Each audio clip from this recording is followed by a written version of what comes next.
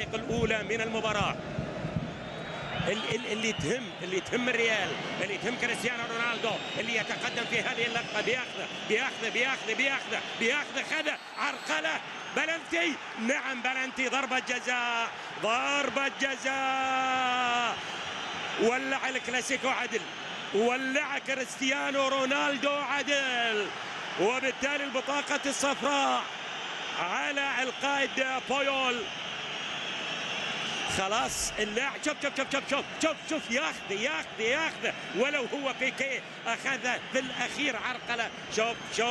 شوف ولاحظ معاي، دقق معاي. بيكي يقول لا، حكم المباراه يقول نعم، وسقط كريستيانو رونالدو. واعتقد رونالدو هو القادم اللي يعني كريستيانو رونالدو سجل في الكاس وسجل هنا في الكامبانو، وسجل 6 أهداف هنا في الكامبانو كريستيانو رونالدو. اذا الضربه الجزاء المحتسبة للفريق الأبيض، للفريق الملكي كريستيانو رونالدو.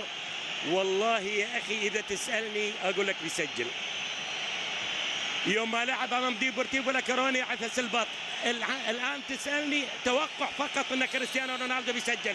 يتقدم رونالدو، يسدد جول، سجل رونالدو وتقدم الريال، وبالتالي ولع الكلاسيكو، لأن هدف مبكر ليس لصاحب الضيافة والدار ولكنه للزائر الكبير مع الكبير كريستيانو رونالدو. لاحظ الكرة القوية، وبالتالي يأتي الهدف الأول يحلي الكلاسيكو، يولع الكلاسيكو. راح يكون الكلاسيكو فانتستيكو في الدقائق القادمة.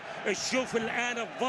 نحب الشامبيونز ليج لأن احنا اللي عندنا الرقم القياسي، احنا اسياد القارة الأوروبية، احنا اسياد الليغا. هنا كريستيانو رونالدو، يسدد رونالدو المرعب اللي انا اعتقد ان بينتو اي حارس مرمى عندما يشاهد كريستيانو رونالدو في هذه الانطلاقات اكيد انه ياخذ باله عدل. هدف التعادل. شوف رونالدو يتقدم رونالدو، ياخذ اخذ الفيش ويسدد، ولكن يصدها بينتو. خوف، قلق، رعب يعمله هذا البرتغالي. النجاح يتواصل لمدافعي الريال. المرتدة أمامك، ممكن يقطع لأنه متألق، ممكن يمر متألق مر دي ماريا وسدد دي ماريا. جول